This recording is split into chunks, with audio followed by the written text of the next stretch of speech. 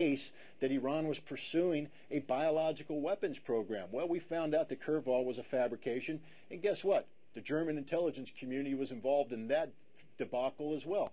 Anything coming out of Germany today has to be suspect. The Germans has not been right at all on the issue of Iraq. If you go to the lead up to the Iraq war, they were screaming about evidence they had about the reconstitution of the Iraqi nuclear weapons program.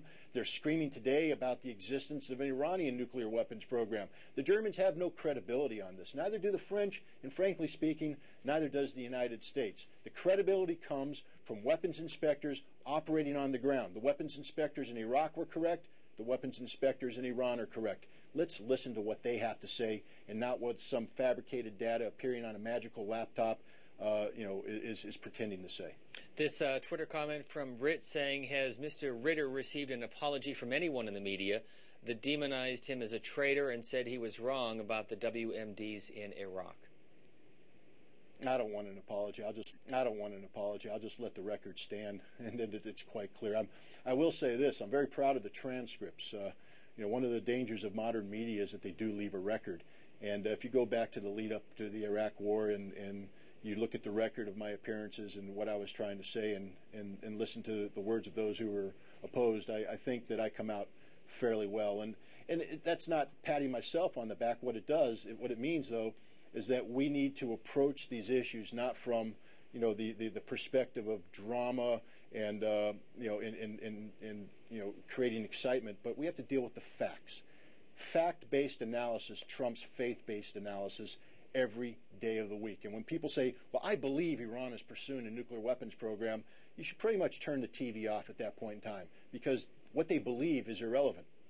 The facts they can put on the table mean everything. If you can't put facts on the table, basically you need to acknowledge that what you're saying is purely speculative. And then we have to bring up the question of motive and bias. John Bolton, who served in the Bush administration, has penned this piece in National Review. It's called Iran Outlook Grim. The failed policies of Presidents Bush and Obama have brought us to a difficult pass. And I want to take our audience back to something that you said on Book TV, C-SPAN 2, October of 2006, based on your most recent book on Iran. Let's watch that and have you come back and respond. If we start bombing Iran, I'm telling you right now, it's not going to work. We're not going to achieve decapitation, regime change, all that. What will happen is the Iranians will respond, and we will feel the pain instantaneously, which will prompt the Bush administration to move to phase 2, which will have to be boots on the ground.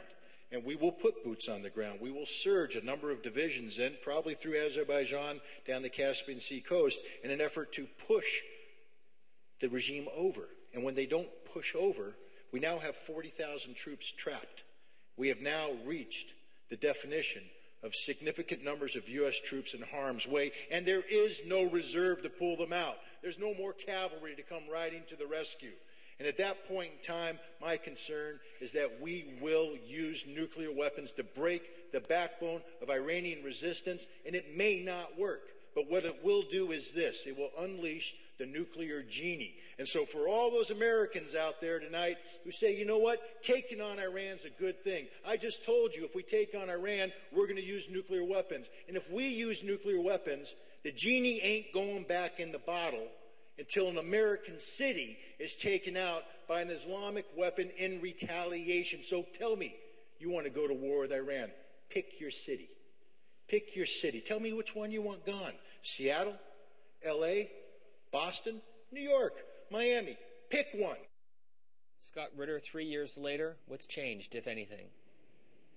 Nothing. I mean, that remains my assessment of the folly of military intervention in Iran, especially military intervention that voids any basis of legitimacy. Iran is a threat to nobody, and the bottom line is, and this is why, again, we come back to the issue of an Israeli strike.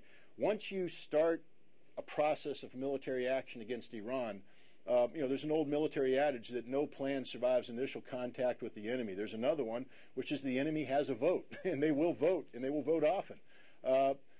So we start a conflict thinking it's going to be a limited strike. There's no such thing as a limited strike if the Iranians choose not to have, to accept and absorb a limited strike. If they choose to retaliate and respond, and they've said they will, they'll respond in a massive fashion. They'll hit American military installations in Iraq, or they have the potential of doing this. They'll hit Israel, prompting an Israeli retaliation. They'll try their best to disrupt Saudi Arabian oil production and Middle East oil production to throw in that economic weapon. And then we have to escalate in turn. And the Iranians have made themselves as bomb-proof as possible. We simply can't take them down using conventional air-delivered munitions. And so what are our options? Well, we have 100 and some odd thousand troops in Iraq. We have a couple hundred. We're going to build up to maybe 100,000 plus in Afghanistan. The options then are to put boots on the ground, and it recreates that scenario all over again. And I think this is why President Obama, in reviewing the situation, has said this is a path we simply can't go down. And we need to give the president as much credit as possible for throwing some sanity and rationality onto this problem. Because we do know one thing.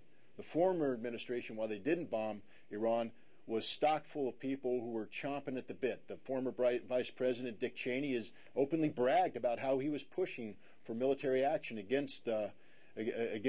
And keep my words in perspective, they were spoken at a time when Cheney was saying, let's bomb Iran.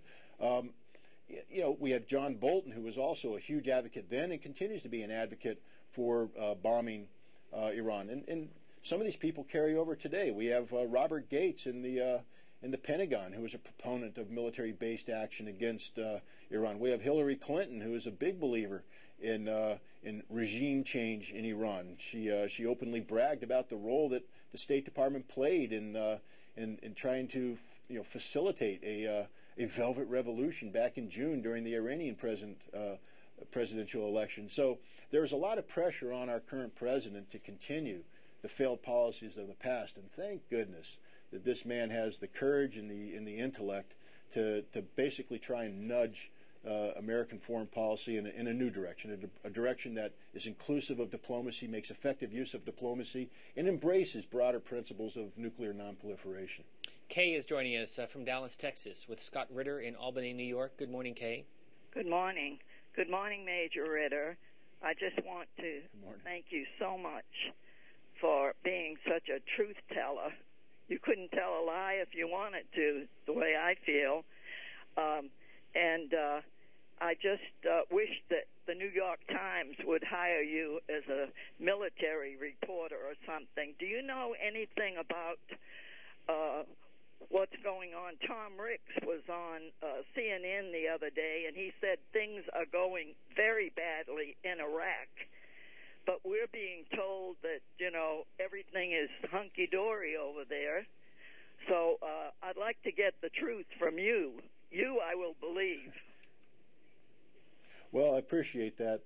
Believe me, I'm fully capable of telling whoppers, especially when it comes to fishing and stories of my athletic prowess. But when it comes to issues of national security, again, I insist that facts need to be put on the table, and we can't have faith-based analysis. Iraq, again, I'm not there. I don't know precisely what's going on, but I will tell you this. There will be no solution in Iraq void of significant Iranian participation. And that, again, is why what Barack Obama is doing today to try and lower the level of tension between the United States, Europe, and Iran is so critical. Because at the end of the day, if you want a stable, functioning, viable government in Iraq, given its history, given its ethnic and religious composition, Iran will be a significant factor. Iran, Turkey, and Syria must be brought into play on this, and Iran is a key player in getting those other two nations involved. The situation in Iraq today is not a good situation. We don't have stability. We don't have a viable Iraqi military, and we have tremendous pressure placed on this president by the American people to get our troops out. But you run into a race then of reduced expectations and increased violence. The more we pull our troops out, void of a stable Iraqi government, the greater the level of violence becomes. If we try and do this in isolation, if we try and impose our will on Iraq, we will fail. What we need to recognize is that we have failed in Iraq. Our policies have failed, and the current configuration that we're looking at will fail. And we have to radically change our approach. And this approach must be inclusive of meaningful inclusion of Iran, Syria, two nations we don't talk to right now, and Turkey in a overall peace process, taking place in Iraq today, continuing to hang on to a government like the current manifestation, the Maliki government, as representing the future of Iraq is absurd. Scott Ritter, do you have another book in you? Actually, I have a book coming out in January, or either January, February of next year. Dangerous Ground, basically tracking the failed arms control policy of the United States from FDR to Obama, and it talks about many of the issues that we're discussing today. Scott Ritter in Albany, New York, thank you very much for being with us. Hope you'll come back again. Well, thank you.